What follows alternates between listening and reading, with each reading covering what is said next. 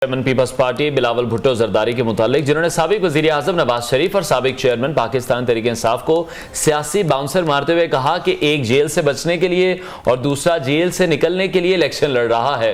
तो इस बार हम देख रहे हैं, जैसे कि हम अपने प्रोग्राम्स में पहले भी डिस्कस करते आए हैं, कि मुस्लिम लीग नून उस तरह से रिस्पॉन्ड बिलावल को नहीं कर रहे हैं, रिस्पॉन्ड नहीं करना चाह रहे हैं या सीरियस नहीं ले रहे हैं। लेकिन इस बार कुछ उन्होंने सीरियस लिया है जब उन्होंने गेट नंबर 4 की सियासत की बात की और ये बात की है कि वो जेल से बाहर आने के लिए इलेक्शन लड़ रहे हैं। तो ये बाउंसर जो था ये कुछ ज्यादा ही जोर से नून लीग को लगा है, जिस पर अब उन्होंने रद्देअमल भी दिया है। बिलावल को रद्देअमल में कहा है कि वो बिलावल की बातों का जवाब नहीं देना चाहते क्योंकि बिलावल के तो वालिद भी उनको संजीदा नहीं लेते हैं, तो फिर हम क्यों लें। तो जब जरदारी साहब बिलावल को संजीदा लेंगे तब नून लीग इस हवाले से जवाब देगी। और अब नून लीग और पीपल्स पार्टी की नूरा कुश्ती जो है वो तो हम जानते हैं कि चलती रहेगी, क्योंकि इलेक्शन का दौर दौरा है और ऐसे में आम इंतखाबात जब करीब करीब हों तो मुखालिफ पार्टियां जो है एक दूसरे के खिलाफ बयान देती हुई हमें नजर आती है। इसी तरह के बयान इलेक्शन की रात तक आते रहेंगे और ना सिर्फ इन इलेक्शंस के हवाले से हम बात करेंगे बल्कि पहले बिलावल भुट्टो की ही बात कर लेते हैं कि बिलावल भुट्टो अपनी वालदा मोहतरमा बेनजीर भुट्टो की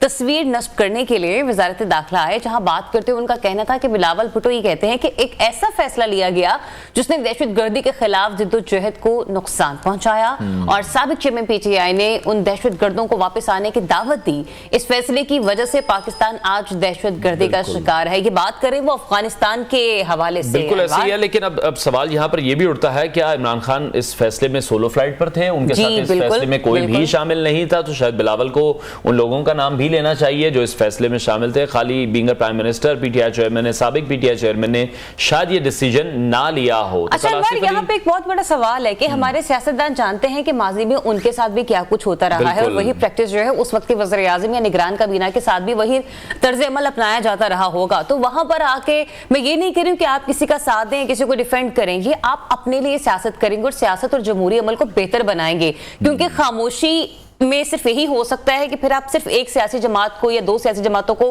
आड़े हाथों लेते, जैसे खान साहब भी ये करते रहते, लेकिन जो उनके साथ उस सफ में मौजूद होते हैं ना उसके खिलाफ फिर कोई आवाज नहीं निकलती। बिल्कुल ऐसी है, लेकिन मसला ये कि पाकिस्तानी सियासत इन्हीं तमाम पिलर्स पर खड़ी है जिनको हम भी डिस्कस कर रहे हैं। और इस हवाले से आसिफ अली जरदारी ने भी कुछ बातें खुलकर कल की हैं और उन्होंने कहा कि इस वक्त जो लाडला जेल में मौजूद है उसे कोई 2-4 साल में, 5-10 साल में नहीं बल्कि 30 साल में बनाया गया है।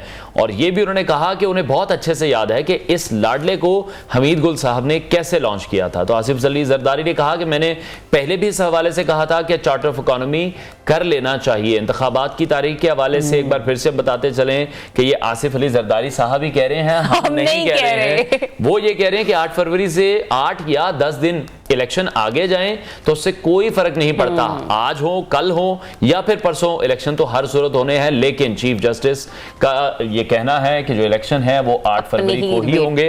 कल भी जस्टिस अदर मिनुल्लाह की जानिब से हमने देखा ये रिमार्क सामने आए थे और उन्होंने कहा था कि इस हवाले से कोई भी बात नहीं की जाएगी, इसमें कोई दो राय नहीं है कि इलेक्शन 8 फरवरी से एक दिन आगे या एक दिन पीछे हो जाएंगे। कुंवर दिलशाद साहब ने सुने, उन्होंने कहा था कौन, आसिफ अली जरदारी, ठीक है। उधर जमीयत उलमा इस्लाम के एमपीए मीर बादशाह कैसरानी को जाली डिग्री केस में नाअहल करार दिए जाने के मामले की सुप्रीम कोर्ट में समाअत हुई है और सुप्रीम कोर्ट ने ताहयात नाअहली के मामले पर अदालती फैसले और इलेक्शन एक्ट की तरमीम में तजाद पर नोटिस लेते हुए चीफ जस्टिस ने कहा कि पाकिस्तान की तबाही गिरने वाले को दोबारा सियासत में आना नहीं चाहिए, मगर उसकी नाअहली भी 5 साल है। उन्होंने साथ ही साथ ये भी कहा कि पार्लियामेंट की कानून साजी चलेगी या सुप्रीम कोर्ट का फैसला ओंठ किसी करवट तो बैठना है। ताहयात नाअहली पर सुप्रीम कोर्ट का फैसला और इलेक्शन एक्ट एक साथ नहीं चल सकते। बिल्कुल। और दूसरी जानिब हम देख रहे हैं कि इस्लामाबाद की अदालत ने भी पीटीआई चेयरमैन, साबिक पीटीआई चेयरमैन बुशरा बीबी के खिलाफ जो शरई निकाह केस है, गैर शरई निकाह केस है, उसको काबिल समाअत इस वक्त करार दे दिया है। इसी हवाले से मजीद बात करेंगे। सीनियर तजियाकार इमरान शफकत साहब ने हमें ज्वाइन किया है।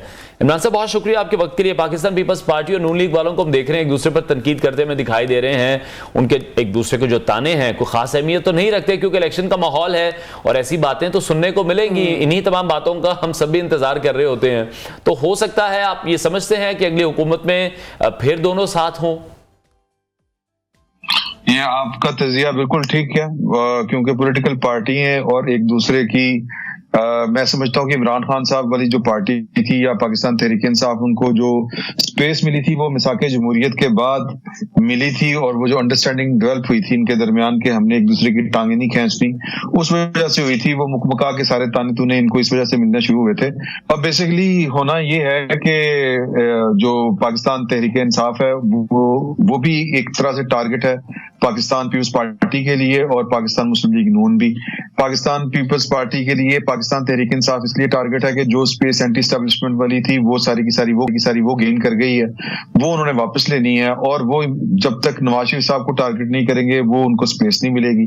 यानी कि वो साबित ये करने की कोशिश करेंगे पाकिस्तान जो पीपल्स पार्टी वाले कि ये दोनों एक ही सिक्के के दो रुख हैं, एस्टैब्लिशमेंट के दोनों परवरदा हैं। इसीलिए एक को वो एस्टैब्लिशमेंट का साबका प्लेयर कह रहे हैं और एक को वो कह रहे हैं कि ये लाडला प्लस है।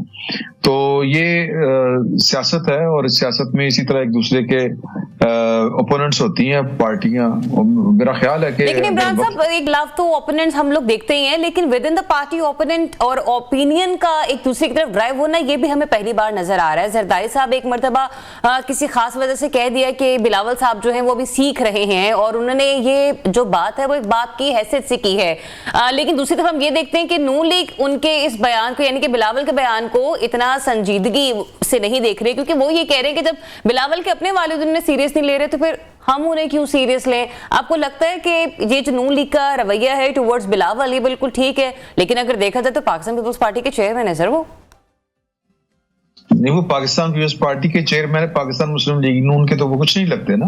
अगर वो पाकिस्तान मुस्लिम लीग नून के ऊपर क्या लें कि उसको उन्होंने वो हदफ तनकीद बनाया हुआ है या उसको अपना टारगेट रखा हुआ है, तो वो भी जवाब में तो कुछ कहेंगे। सही। तो पाकिस्तान पीपल्स पार्टी के चेयरमैन होंगे, पीपल्स पार्टी के अंदर होंगे, बाहर तो वो पाकिस्तान। ठीक है इमरान साहब, जिस तरह से हमने देखा कि इलेक्शन एक्ट को बनाया जिसमें नाहली की जो मुद्दत है उसको 5 साल किया गया, जबकि इससे पहले अगर हम देखें तो सुप्रीम कोर्ट के फैसले की बात करें तो नवाज शरीफ को वहां पर ताहयात नाअहल किया गया था। अब जो मौजूदा सिचुएशन क्रिएट हो रही है उसमें चीफ जस्टिस काजी फाइज ईसा कह रहे हैं कि जो इलेक्शन एक्ट है और जो सुप्रीम कोर्ट का फैसला है वो एक साथ नहीं चल सकते हैं। आपको क्या लगता है आगे चलकर ये मामला किस तरफ जा रहा है? जी, ये काजी फाइज साहब बिल्कुल ठीक कह रहे हैं, क्योंकि जब सुप्रीम कोर्ट के फैसले के ऊपर पार्लियामान कोई फैसला कर ले या कोई कानून बना दे तो फिर वो कानून होता है, और सुप्रीम कोर्ट किसी ना किसी कानून के तहत ही काम कर रही होती है, और वो कानून को ओबे कर रही होती है या कानून की तशरीह कर रही होती है। तो अब ये अदारों की लड़ाई नहीं हो सकती, या जो भी फिर इस तरह महाजराई करने की कोशिश करता है उसका नतीजा अच्छा ही निकलता मुल्क के लिए। अदलिया जो है वो पार्लियामान के ऊपर चेक नहीं है, पार्लियामान जो है वो मदर ऑफ द इंस्टीट्यूशंस है, इसमें कोई शक वाली बात नहीं है। और जब पार्लियामान का एक्ट हो तो फिर फैसले फूसले पीछे रह जाते हैं, बल्कि पार्लियामान तो कोई फैसला भी कदम कर सकती है। तो फिर इमरान साहब, जस्टिस काजी फाइज ईसा तो ये भी कह चुके हैं कि जिसने मुल्क का नुकसान किया उसे दोबारा सियासत में नहीं आना चाहिए, मगर नाअहली की मुद्दत 5 साल है। इसका मतलब है कि अब इस मामले पर जो भी बेंच बनेगा वो जायजा लेगा कि सुप्रीम कोर्ट का फैसला बड़ा था या फिर पार्लियामान ने जो इलेक्शन एक्ट में कानून साजी की है वो बड़ा काम था। देखिए, पार्लियामान, जाहिर है कि पार्लियामान का फैसला बड़ा है या उसका एक्ट जो है वो कानून जो भी बनाएगी वो मुकद्दम है। ये दुनिया भर में होता है, पाकिस्तान में अलबत्ता हम हर दफा कोई ना कोई निर्णय याद करने की कोशिश करते हैं। ये जज साहब की राय हो सकती है कि जिसने पाकिस्तान को धोखा दिया या पाकिस्तान को नुकसान पहुंचाया ये उसको सियासत में नहीं आना चाहिए। फैसला तो लोगों ने करना होता कि किसने पाकिस्तान को नुकसान पहुंचाया या किसने पाकिस्तान को फायदा पहुंचाया। जिसने नुकसान पहुंचाया उसको वोट नहीं देंगे, ये लोगों का फैसला, लोगों को करने दें, ये अदालतों में फैसला। लेकिन इमरान साहब, आप किस तरह से देख रहे हैं अभी करंट सिनेरियो में? तो हम देख रहे हैं मुस्लिम लीग नून बड़ी पर उम्मीद है कि चौथी बार के जो वजीर आजम है वो नवाज शरीफ होंगे, लेकिन अगर हम दूसरी तरफ देखें तो अभी तक नवाज शरीफ भी मुकम्मल तौर पर तो अदालतों से क्लियर नहीं हुए हैं, और चेयरमैन पीटीआई की तरफ देखें तो उनके भी बहुत सारे केसेस हैं। तो आप इन दोनों सियासतदानों को आइंदा आने वाले इलेक्शंस में देख रहे हैं, ये मौजूद होंगे उसमें? मेरा ये ख्याल है कि पाकिस्तान मुस्लिम लीग नून के जो लीडर हैं, जो कायद हैं, नवाज शरीफ वो होंगे और इमरान खान साहब नहीं होंगे। और इमरान खान साहब तो खैर अभी भी नहीं है, लेकिन जो नवाज शरीफ साहब हैं उनके लिए तो पाकिस्तान की पार्लियामान ने रास्ता सीधा कर दिया हुआ है। और अगर किसी का ये ख्याल है कि सुप्रीम कोर्ट में अभी मामला पेंडिंग है या सुप्रीम कोर्ट की इजाजत के बगैर ये काम नहीं हो सकता, तो वो भी बहरहाल अपनी जगह के ऊपर एक दुरुस्त ख्याल है। पाकिस्तान में जो रवायत कुछ इसी तरह की रही है कि जितनी भी पॉलिटिकल इंजीनियरिंग होती रही है वो अदलिया के जरिए होती रही है। तो लिहाजा ये कहना कि जी के नवाज शरीफ साहब भी नहीं होंगे और इमरान खान साहब भी नहीं होंगे, मेरा ख्याल है कि ये बात शायद इतनी ठीक नहीं होगी।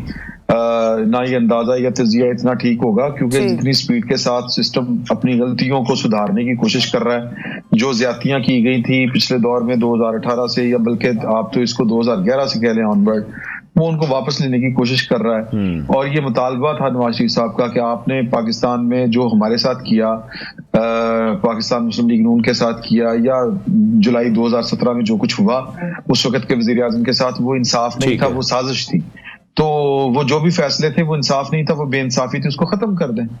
तो वो सारी चीजें जो है वो ठीक है। बहुत शुक्रिया सीनियर तजियाकार इमरान शफकत हमारे साथ इन कॉन्वर्सेशन थे। ब्रेक लेते हैं नाजरीन, ब्रेक के बाद आपको दोबारा ज्वाइन करें। Stay tuned, new Pakistan.